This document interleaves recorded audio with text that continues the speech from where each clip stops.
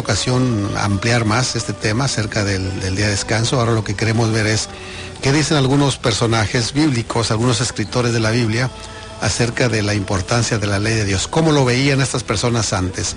¿Lo veían como lo vemos nosotros ahora o inclusive le daban un realce más grande? Eso vamos a tratar de considerarlo para que quede más claro qué dice la Biblia a este respecto.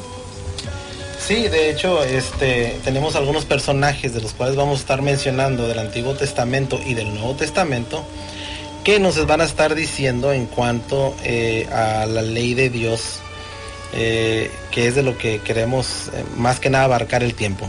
Comentamos que la ley de Moisés era una ley más que llevaba a ritos y ceremonias. La ley de Dios, en la ley de Dios, mi querido radioescucha, esto tiene que quedar bien claro. En la ley de los 10 mandamientos no encuentras ningún ritual.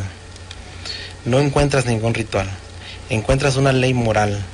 Una ley que físicamente te dice: no hagas esto, no matarás, no adulterarás. Acuérdate del sábado, que era un sábado literal, semanal. Pero volvemos a reiterar, en la ley de Moisés que escribió, que acabamos de leer ahorita, en Deuteronomios 31, 24 al 26, es una ley que era contra el pueblo de Dios, esa ley, y que fue puesta no dentro del arca, sino en un costado. Volvemos a repetir esto, porque es aquí donde a veces surgen ciertas confusiones. Muchas veces escuchamos decir, es que la ley fue abolida, la ley ya no tiene más, los mandamientos ya no hay que guardarlos, pero si nos referimos a la ley de la ley de Dios, pues bueno, entraríamos en una contradicción, porque entonces ya podemos robar, ya podemos matar, ya podemos adulterar, puesto que esta ley quedó abolida. Entonces, ¿cuál fue la ley que quedó abolida? Era la ley que concernía a ritos y ceremonias, que era la ley de Moisés. Dentro de esta ley habían rituales como el sacrificio de un cordero, que representaba a Cristo, que era la sombra del porvenir.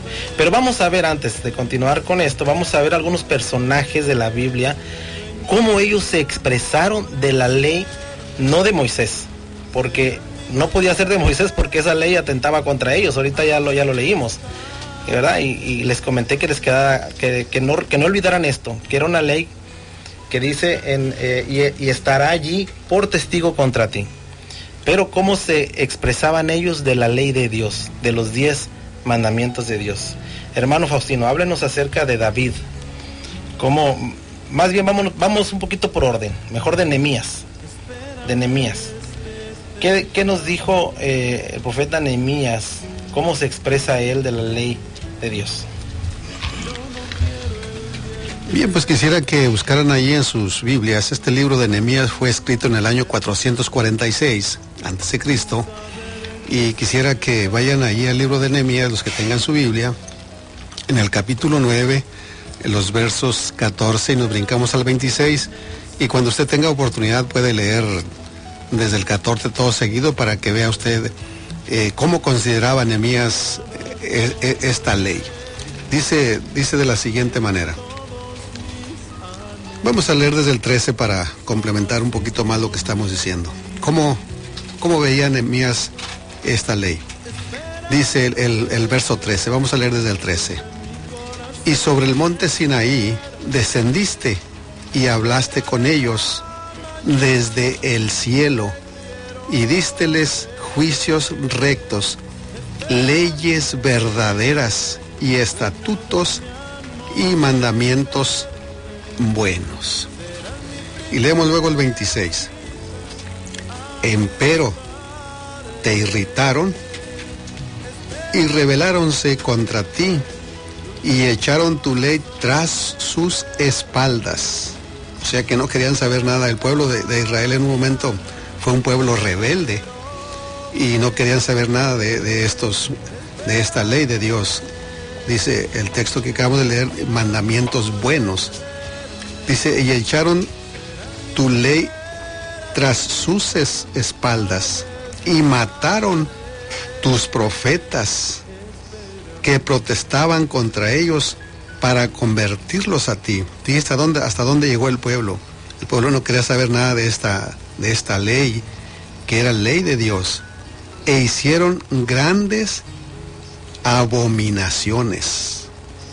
Pero fíjese usted cómo considera Nehemías la ley de Dios. Eso es por un lado. Y quiero que vayamos rápidamente al libro de Proverbios. El libro de Proverbios, en el capítulo 7, Proverbios 7, el verso 2. ¿Cómo consideraba el rey Salomón la ley de Dios? Vamos a ver el 7.2. Vamos a leer desde el 1. Dice: Hijo mío, guarda mis razones y encierra contigo mis mandamientos. Guarda mis mandamientos y vivirás, y mi ley como las niñas de tus ojos. Yo creo que no se necesita mucha explicación para entender lo delicado que consideraba el rey Salomón la ley de Dios. Dice: guárdala como la niña de tus hijos. ¿Cuál es la niña de tus hijos? De tus ojos. Yo creo que lo más preciado, de nuestro organismo, pues hay muchos miembros que son muy, muy importantes, pero tal vez lo que más cuidamos, porque es lo más delicado, es precisamente nuestros ojos. Y quedarnos sin vista, mis estimados amigos y hermanos, debe ser una tragedia tremenda, porque uno le puede faltar un brazo, una pierna, o cualquier otra parte del cuerpo, pero que le falte la vista, yo creo que debe ser terrible. Así que el sabio Salomón dice que debemos considerarlo la ley de Dios como la niña de nuestros ojos. Y evidentemente que no se estaba refiriendo a la ley de Moisés, ¿verdad? Porque como hace rato mencionamos, tenemos que hacer una división. No podemos hacer una revoltura de leyes, puesto que Dios desde un principio no lo hizo así. Desde un principio fue un Dios de orden. Dijo: la ley que yo escribí, que te di en tablas de piedra, ponla dentro del arca, y la que tú escribas en un libro, ponla a un lado del arca. Entonces aquí no puede referirse a la ley de Moisés, puesto que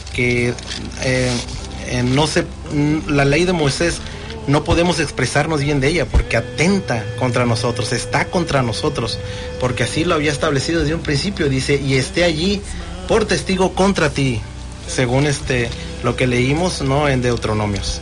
Adelante, hermano Ontiveros, con el siguiente personaje. Bueno, quiero leer otro texto que habla también, ¿qué dice el sabio Salomón a este respecto? Dice allí en el capítulo 3 del mismo Proverbios: Hijo mío, el verso 1, Hijo mío, no te olvides de mi ley, y tu corazón guarda mis mandamientos. No te olvides de mi ley. ¿Qué quiere decir esto? Nos está haciendo una recomendación muy grande. ¿Por qué? Porque si nosotros tenemos en mente esa ley que Dios escribió desde un principio, pues seremos definitivamente bienaventurados. Luego podemos ir a ver qué nos dice otro personaje también en el Antiguo Testamento, que es el Jeremías. En el capítulo 31, el verso 33, vamos a ver qué opina Jeremías a este respecto. Dice de la siguiente manera: Jeremías 31, verso 33. Mas este es el pacto que haré con la casa de Israel después de aquellos días, dice Jehová. Daré mi ley. ¿Quién dijo? Jehová. Daré mi ley en sus entrañas y escribiréla en su corazón, y seré yo a ellos por Dios, y ellos me serán a mí por pueblo. Dice: las escribiré en vuestro corazón. Esa es la opinión que tiene el profeta Jeremías acerca de la ley de Dios. Ya no es en tablas de piedra como fue antes, sino ahora en nuestro corazón. ¿Para qué? Para que la tengamos siempre